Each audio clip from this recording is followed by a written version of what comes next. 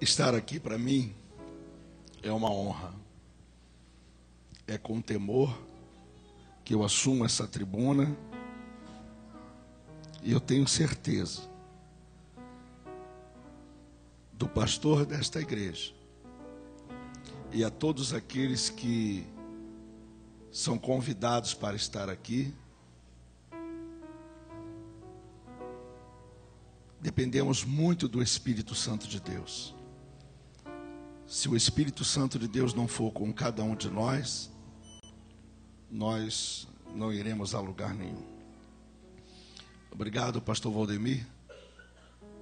É uma honra poder estar aqui à sua igreja, a todos os pastores, amigos, irmãos, convidados. O meu ministério, irmão, ele tem sido pautado em ajudar as pessoas. Na verdade, eu não sabia o que Deus tinha separado para mim. Eu fui descobrindo isso de acordo com os acontecimentos. Nós estamos ali na Assembleia de Deus em Campo Grande. Meu pastor é o pastor Daniel Fonseca Malafaia. É o pastor presidente daquele campo. E ele colocou no coração de abrir um trabalho de libertação. E eu fui convidado para assumir esse trabalho. E Deus começou a enviar pessoas para ali. E a gente começou a ouvir um, ouvir outro, conversa com um, conversa com outro.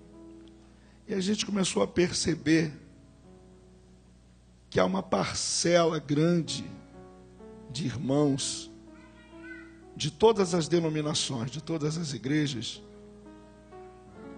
que estão passando por algum tipo de dificuldade. E a gente tem tentado ajudar.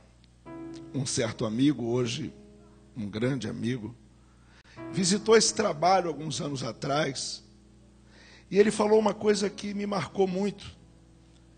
Depois de visitar uma, duas ou três vezes, por mais que a gente tente louvar bastante, porque a gente canta muito, mas as manifestações são muito fortes. Os problemas ali são marcantes. E esse amigo disse para mim, sabe, toda vez que eu venho no seu trabalho, me dá vontade de chorar. E eu não entendi a princípio, mas depois eu fui pensando, porque são tantos problemas, são tantas as feridas, e a gente acaba ficando sensível a tudo isso. Nós queremos sorrir, mas quando você está em meio a dores, quando você está envolvido com lutas, você sorri pouco, você chora mais. E eu louvo a Deus porque Ele tem dado ao meu ministério essa sensibilidade de chorar, porque já não se encontra mais pessoas que choram, principalmente se chorar pela vida dos outros. O que eu tenho a ver com a sua vida? O que eu tenho a ver com a tua história? Qual o problema se o teu casamento acabou? E se o teu filho foi embora? E ouve-se aquela história famosa, não, me dá o teu nome aí, eu vou orar por você. Mas são poucos os ministérios que estão parando para ouvir. E eu louvo a Deus por isso. Eu vou ser breve na minha fala, e a palavra que Deus me deu não poderia ser diferente.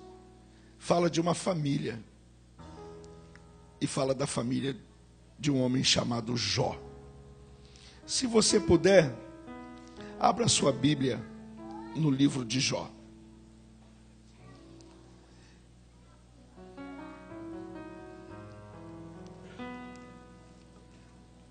Vai comigo ao capítulo 10, e depois ao capítulo 16. Deixa marcado. Jó, capítulo de número 10. O verso de número 1. Eu creio que todos nós, de alguma forma, já falamos o que está escrito aqui. Na minha versão, diz assim: a minha alma tem tédio da minha vida, por isso darei curso à minha queixa, falarei na amargura da minha alma. Eu queria que toda a igreja repetisse só o início desse verso que diz: a minha alma tem tédio da minha vida. Agora, vai ali ao capítulo 16, logo à frente. 16, 6. Achou? Amém?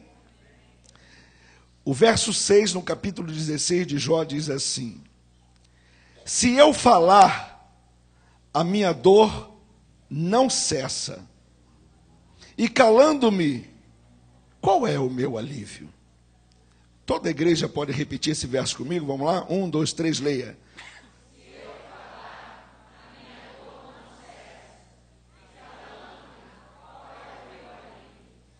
Muito bem.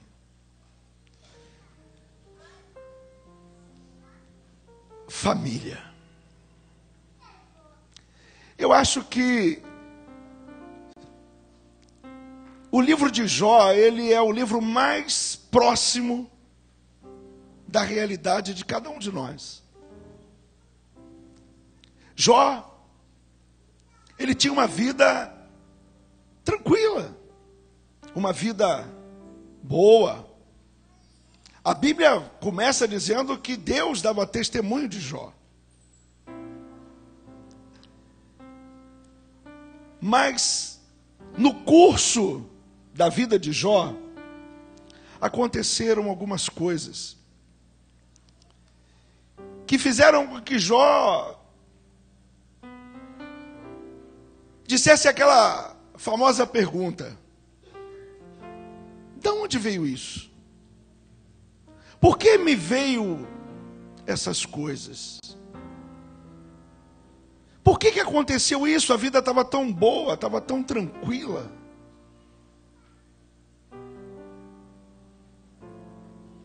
A minha alma tem tédio da minha vida. Luta interior.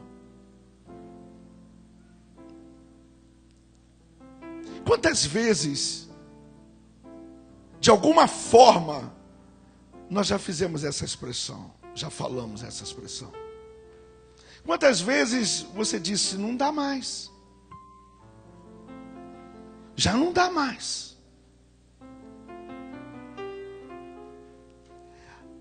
Quando eu olho para a história de Jó, e eu vejo expressões como essa, eu começo a imaginar que se os amigos de Jó, quando souberam do sofrimento dele, da catástrofe que havia acontecido em sua casa, se eles soubessem o final da história, se eles soubessem como começou, quem começou, por que começou e como terminou a história, talvez os amigos de Jó não abordassem Jó da maneira que ele foi abordado. Mas a verdade é que eles souberam do sofrimento de Jó. E eles conversaram um com o outro e disse: vamos ter com o nosso amigo. Vamos lá para ver como está o nosso amigo Jó. E marcaram um encontro.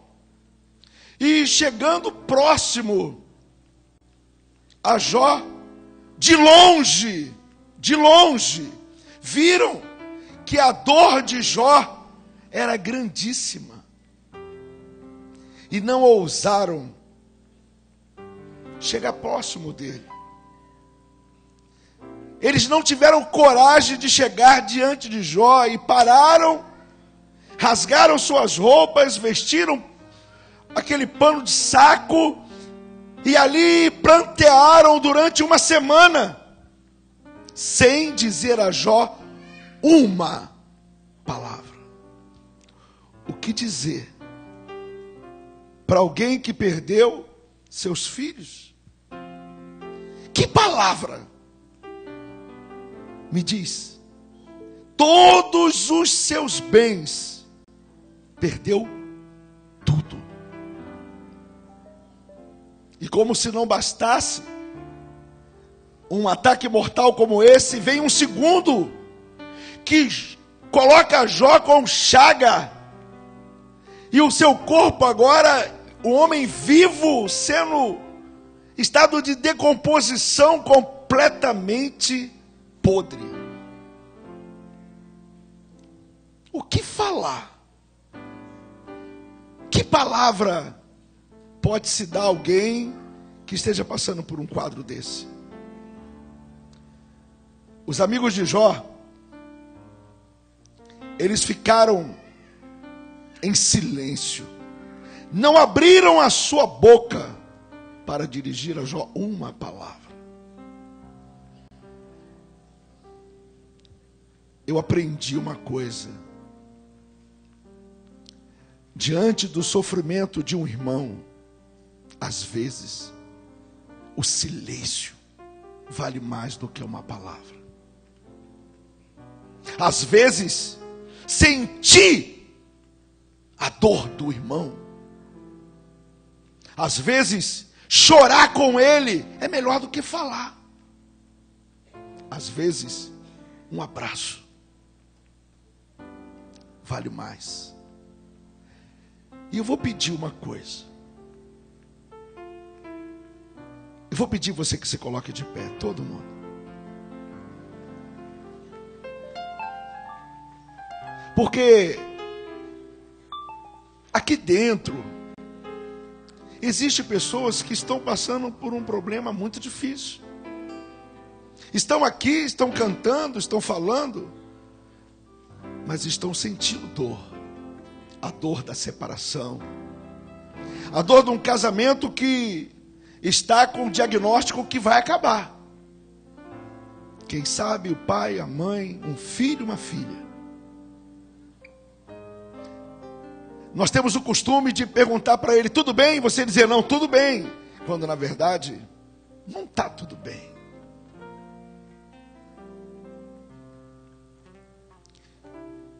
Eu quero que você dê a mão ao seu irmão.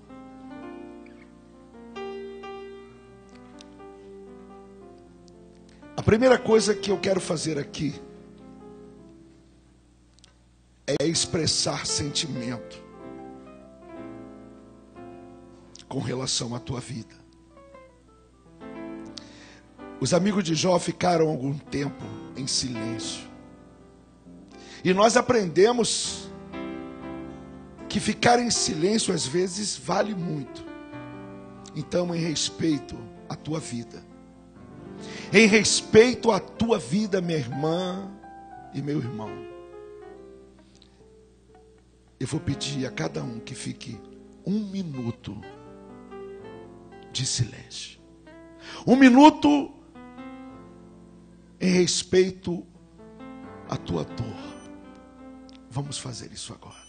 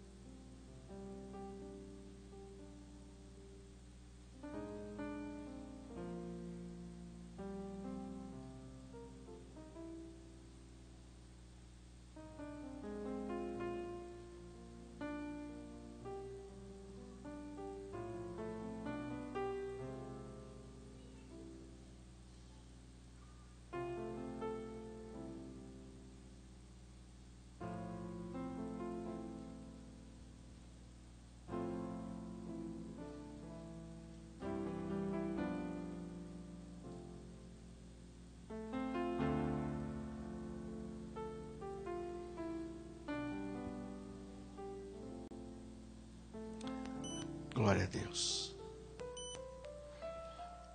Antes de você sentar, diga para ele: vai dar tudo certo. Aleluia. Senta. Essa expressão, ela mexe com a minha cabeça, porque muitas vezes eu disse isso. Talvez não da forma que está escrito, mas eu e você, em alguma forma, a gente já falou isso. Quantas vezes nós falamos e a dor, o sofrimento não cessa. A gente pede e começa a pular daqui para lá, ora aqui, pede ali, vai lá. E parece que essa dor é tão constante e que você começa a entrar em conflito contigo mesmo, e você diz: olha, eu já fiz de tudo, eu já subi monte desse monte, já fui na igreja batista, metodista, já fui na presbiteriana, já fui na assembleia, eu já andei de um lado para o outro, parece que esse negócio não passa. Está difícil, eu acordo de manhã, ele está lá. Eu vou dormir, ele está comigo. Aonde eu vou, essa dor me persegue. Não tem jeito. Se eu falo, ela não passa. E se eu ficar calado, essa dor não passa também. Difícil. Ele diz: qual é o meu alívio? Aonde está a resposta para tudo isso? Parece que nós estamos vivendo uma vida que não está condizendo com aquilo que Deus nos avisou. A palavra de Deus diz que existe o dia mau. Ele não diz que tem um dia mau. Ele diz que existe o dia mau. E nós sabemos muito bem que o dia mau, ele é uma constante. Ora estamos bem, ora estamos mal. Ora estamos alegres, ora estamos tristes, aflitos, inquietos. Quando estamos alegres está tudo bem, mas e quando estamos inquietos? E quando estamos desassossegados da alma, por qualquer que seja o motivo, pode ser financeiro, pode ser um problema de saúde, talvez uma crise dentro do seu lar, uma preocupação, uma ansiedade, uma inquietação. Se os amigos de Jó, ou se Jó soubesse o final da história, seria diferente. Você já percebeu que todos nós lemos a história de Jó e não sentimos a realidade dessa história? Por que você não sente? Porque nós conhecemos o final da história. Esse filme, eu conheço o início, o meio e o fim. Tu sabe como termina o final do filme? O final do filme, Deus exalta Jó. E a Bíblia diz que a glória da última casa, ela é maior do que a primeira. Está tudo certo. Jó não sabia. Os amigos de Jó não sabiam. Mas Deus sabia. Talvez você esteja passando agora por um quadro de inquietação na tua alma. Talvez haja em você uma expressão dizendo: eu já fiz de tudo, eu já recorri a tudo, eu já fiz tudo. Não tem saída. Não tem saída. É porque você está vivendo o quadro da tua vida. Você está vivendo o dia da tua vida. E você não consegue enxergar o que está bem aqui à frente. Bem aqui na frente tem um escape. Bem aqui na frente tem uma saída. Só que a gente não sabe. Nós não sabemos. Nós não temos a certeza de que o amanhã vai ser melhor do que hoje. E você já percebeu que a gente sempre pensa o pior? Você já percebeu? Nessa crise, você sempre pensa o pior. A nossa mente sempre nos conduz a fechar essa cena, esse quadro, com uma coisa ruim. Acabou, não tem jeito, não tem solução, eu estou cansado, eu estou cansada, eu estou esgotado, eu estou esgotada. Como diz popularmente o jovem, vou chutar o balde, acabou, não tem jeito. Não. Essa história me ensina que eu preciso ser paciente. Essa história me ensina que eu não devo tomar decisões quando estou desassossegado da alma. Essa história me ensina que em meio à crise, a pior coisa que eu posso fazer é tomar uma decisão que vai contribuir para essa crise aumentar mais ainda. Como você reage diante dos seus medos, diante das suas inseguranças, diante das suas passarelas? Como você reage? De que forma você está conduzindo o dia mau? De que forma nós estamos conduzindo o dia mau? Porque quando está tudo bem, maravilha, é só viver. Mas e quando não está? E quando as coisas estão contribuindo, estão conduzindo você em direção ao abismo, o que você faz?